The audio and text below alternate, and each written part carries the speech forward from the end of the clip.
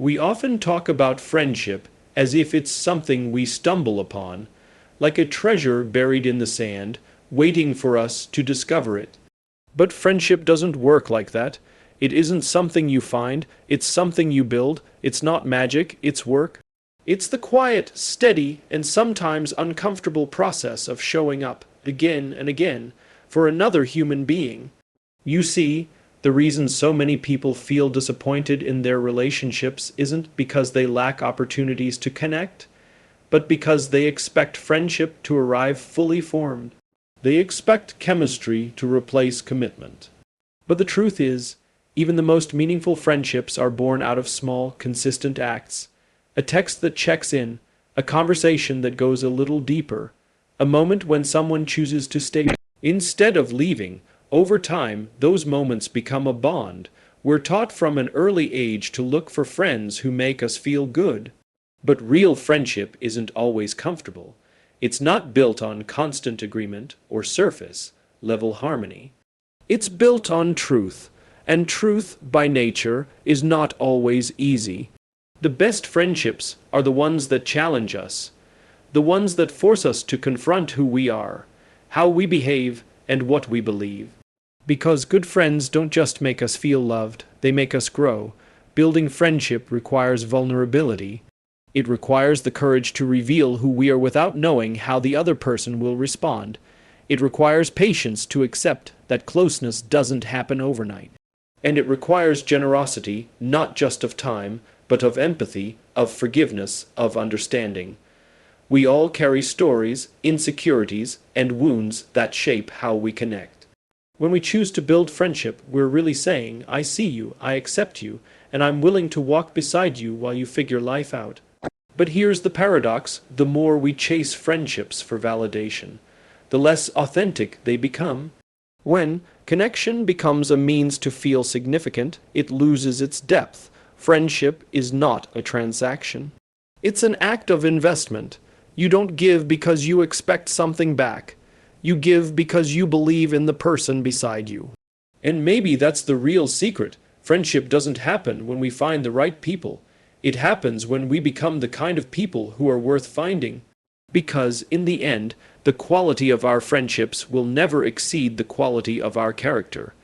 Loneliness is one of the most misunderstood emotions of our time. We tend to equate it with being alone, with solitude, quiet, or the absence of company. But loneliness isn't about how many people are around you. It's about how many people truly understand you. It's an emotional state, not a physical one. You can be in a room filled with people, laughing, smiling, even performing the role of happy, and still feel completely unseen, because loneliness isn't the absence of others, it's the absence of connection. What's fascinating is that our culture has never been more connected on the surface. We have social media, endless messaging apps, and the ability to reach almost anyone in seconds. Yet, we've mistaken communication for connection. We've confused sharing for understanding. We spend hours posting what we want others to see, but rarely reveal what we truly feel. The more we curate our lives for validation, the further we drift from authenticity, and the lonelier we become. At its core, loneliness is a hunger. It's the mind's way of telling us we need emotional nourishment, the same way thirst tells us we need water. It's not a weakness, it's a signal. But instead of responding to that signal with vulnerability, we often respond with distraction. We scroll, we binge, we stay busy, hoping the noise will drown out the silence.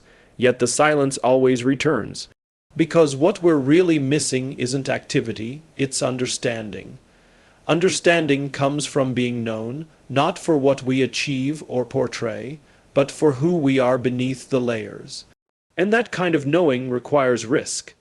It means admitting that we're not okay, that we're struggling, that we need someone. It means choosing honesty over appearance. The moment we allow ourselves to be seen, we invite connection. We give others permission to meet us where we actually are, not where we pretend to be. There's a beautiful irony in this.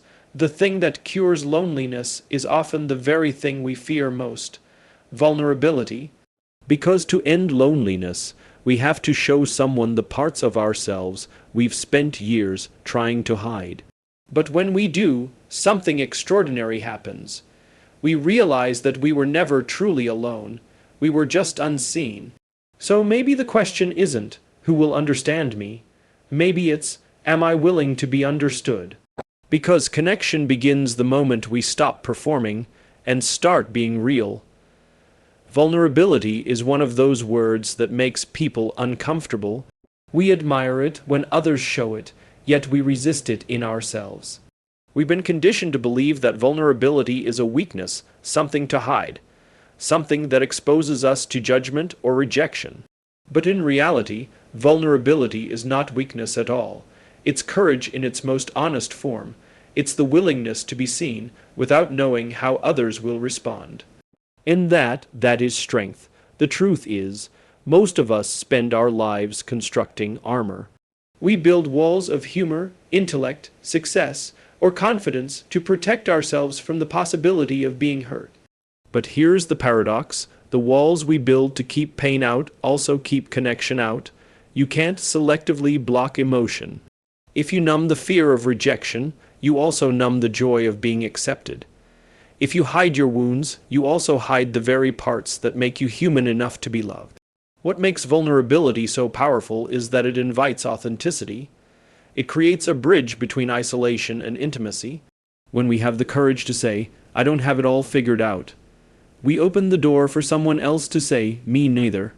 That's how connection is born, not in perfection, but in shared imperfection. Vulnerability transforms relationships because it creates safety. When we show up as our full selves, we give others permission to do the same. But let's be honest, vulnerability is not easy. It's uncomfortable, it's messy, and sometimes it hurts. It requires us to let go of control, and most people spend their lives trying to control outcomes. We want to be liked, respected, admired, but vulnerability asks us to risk being misunderstood. Yet, without that risk, no relationship can deepen. No friendship, no love, no meaningful bond can exist without it. Because trust doesn't come from perfection. It comes from truth. When someone shares their fears or failures and we respond with empathy instead of judgment, that's when trust takes root. It's in those fragile, unguarded moments that human connection grows strongest. And maybe that's the lesson. The strength we've been searching for doesn't come from hiding who we are. It comes from having the courage to reveal it. Because the moment we stop pretending to be invincible, we discover something far greater. We become real. And real is where love and connection finally begin. We live in a world that glorifies independence. From the time we're young, we're taught to stand on our own 2 feet, to need no one, to carry our burdens silently as proof of our strength. And while there's value in resilience, somewhere along the way we confused independence with isolation. We began to equate asking for help with failure. But human beings were never designed to do life alone. We are wired for connection, not just emotionally, but biologically. The myth of independence has created a silent epidemic of exhaustion. People are burning out, not because they're weak, but because they're trying to do everything themselves. We've turned self-sufficiency into a badge of honor, but what it often conceals is fear. Fear of being judged, fear of being disappointed, fear of being seen as less. So, we keep our struggles hidden and call it strength. We say, I'm fine, when we're not. We push people away when what we actually crave is closeness. And over time, that pride becomes a prison. The truth is, strength isn't the absence of need, it's the courage to admit it. Real strength lies in interdependence, in the understanding that we are stronger together than we could ever be alone. When we allow others to help us, we're not burdening them. We're giving them permission to matter. We're saying, you are part of my story. And that's one of the greatest gifts we can give another person, the chance to contribute to our lives in a meaningful way. There's a quiet kind of humility in leaning on someone else. It requires trust, not just in others, but in ourselves.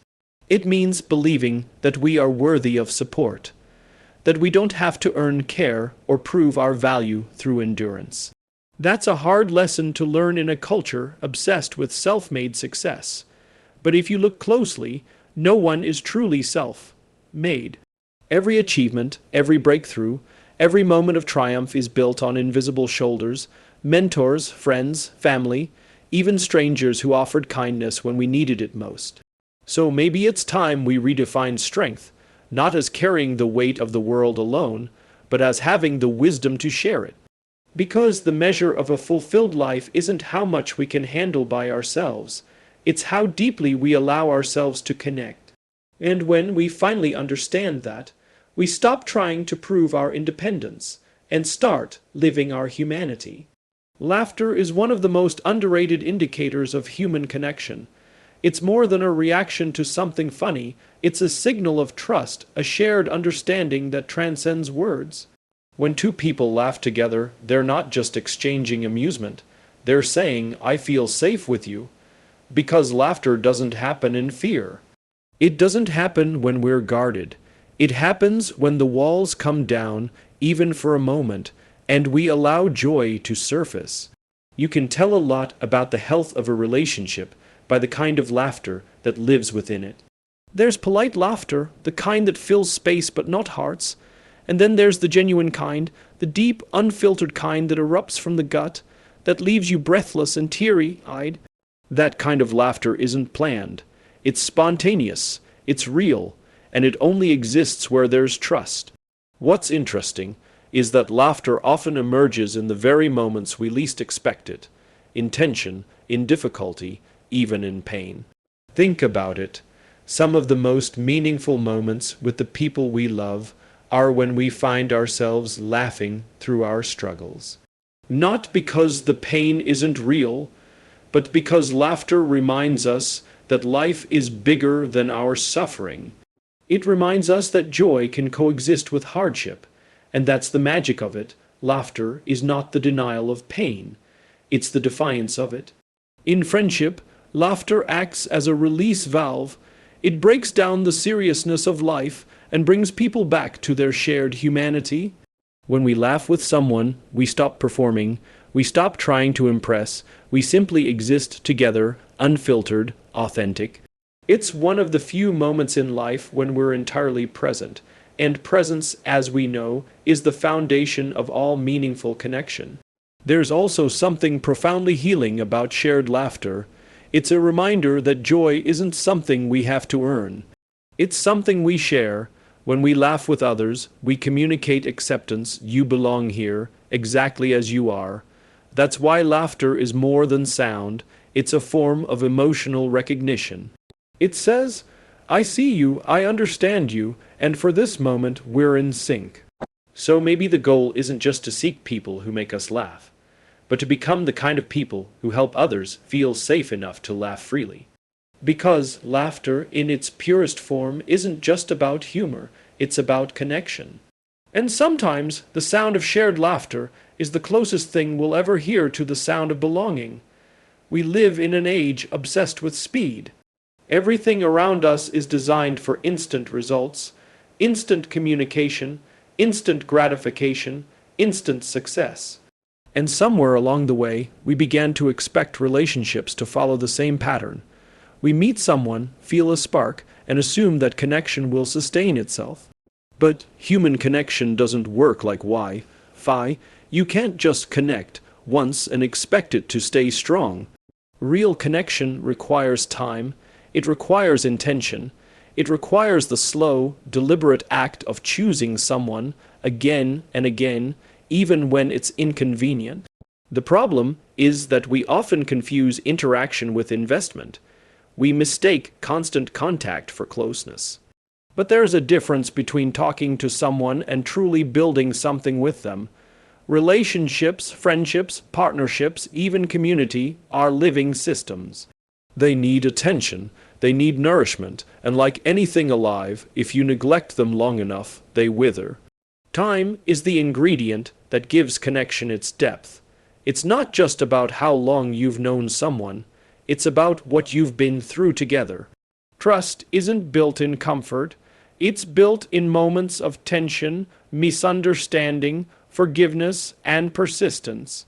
Those small, repeated choices to show up when it would be easier to walk away, that's what gives a relationship strength.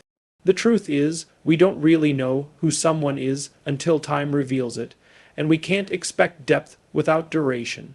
Intentionality is equally important. We all have busy lives, endless distractions, and more notifications than genuine conversations. But connection requires presence. It asks us to put the phone down, to listen fully, to care without keeping score. It's not about grand gestures. It's about the small, consistent acts that say, I see you, you matter. That's how trust is built, not in a single moment, but in 1,000 quiet ones that no one else sees. There's a kind of beauty in slow connection, the kind that grows over years, that deepens through hardship, that softens through shared laughter and loss. It reminds us that meaning takes time. You can't rush authenticity. You can't automate intimacy, and maybe that's the challenge for all of us, to slow down. To invest more in people and less in appearances. Because in the end, it's not the number of connections that will define the quality of our lives. It's the depth of them.